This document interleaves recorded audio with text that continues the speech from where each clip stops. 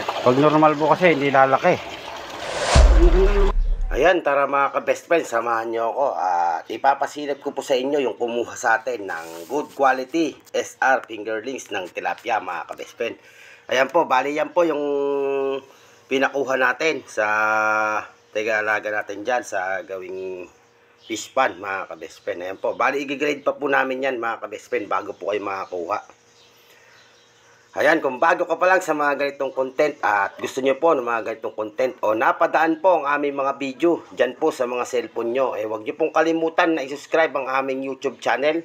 Ayan po, ka-best friend lang po. At pakipollow na rin po ang aming FB page. Ayan po, ka-best friend lang po.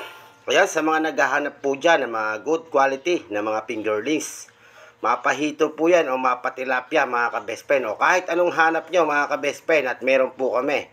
Mag-PM lang po kayo sa akin mga ka-best friend. Ayan, big shoutout po sa lahat po ng nakakapanood ng aming mga video. Lalong-lalo na po yung mga naging customer namin, lalong-lalo na po dito sa Nueva Ecija. Diyan po sa gawing Ilocos, Isabela, diyan po sa mga taga-Abra na kumukuha po sa amin ng mga good quality fingerlings at diyan po sa Isabela. Yan po sa gawing Tarlac. Ayan, big shoutout po sa inyo mga ka-best friend. Wow! At sa mga OFW po na nakakapanood po ng aming mga video. Ayan, big shoutout din po sa inyo mga ka-best friend. Ingat po kayo dyan palagi.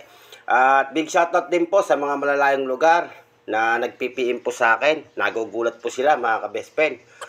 Malayo po pala. Eka po nila pagka pini-PM po nila ako mga ka-best friend. Ayan, wala pong problema mga ka-best friend kahit hindi po sa amin galing ang inyong mga alaga.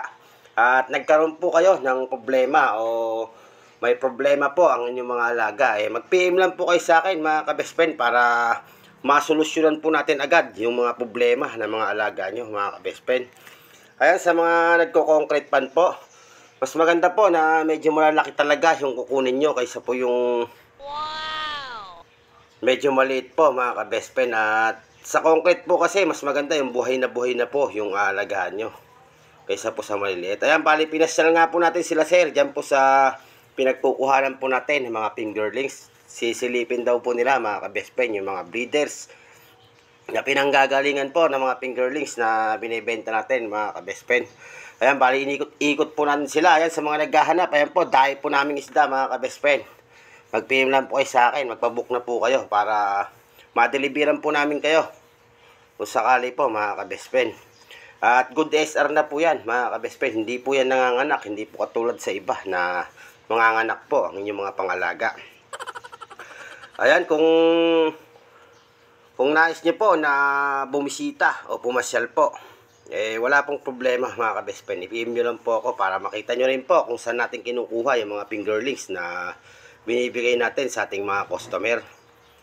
Ayan, bali pinasilip nga po natin kila madam at kay sir kung nagtanong-tanong po sila mga ka-best friend kung paano raw po na provide yung mga fingerlings. Ayan, bali pinaliwanag po natin sa kanila kung paano po yung tamang proseso ng pagkuha ng mga fingerlings para maintindihan po nila mga ka-best friend. At mahirap po kasi kung hindi nila naiintindihan, saka po yung tungkol po sa pag-aalaga. Bali nagtanong-tanong din po sila mga ka-best friend kung ano po yung mainam o maganda na ipakain sa mga alaga nila. Ayan, bali kami po kasi yung pinapakain po namin dyan, puro tate feeds po mga ka-best friend. Ayan, tate feeds, baka naman.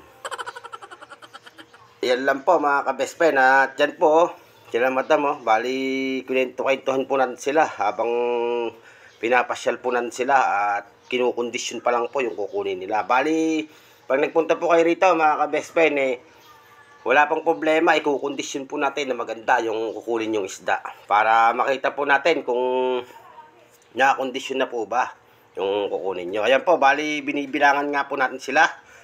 Ayan po, bibilangan na po natin sila nang nakaharap sila para makita po nila. Bali binibigyan rin po natin sila ng 10% mortality sa kanilang mga kinukuha ng mga fingerlings mga ka-best friend. Ayan, kung gusto nyo pong mag-alaga at gusto nyo po na dumalaw o pumasyal dito po sa amin mga ka-best friend, wala pong problema. Lalong-lalo na po yung mga nag-aalaga po dyan ng mga tilapia na fingerlings o mapahito po yan mga ka-best friend. Wala pong problema. Pumunta lang po kayo at open po kayong lahat na pumunta para makita nyo rin po kung paano po na pro-produce yung mga fingerlings na binibigay po sa inyo. At ipapaliwanag din po namin sa inyo kung paano po sila na kung bakit po hindi nanganganak yung mga kaalagaan nyo.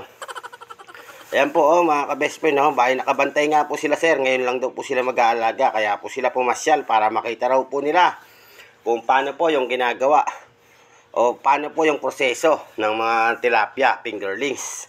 Ayan, bali hindi naman po sila nabigo mga ka-best friend. Ayan po nakita niyo naman mga ka-best friend. Tuwang-tuwa nga po sila nung nakita nga po nila na ganun lang pala ka po nila mga ka-best friend. At yun lang, salamat and God bless. Ingat po tayo sa araw-araw. Thank you.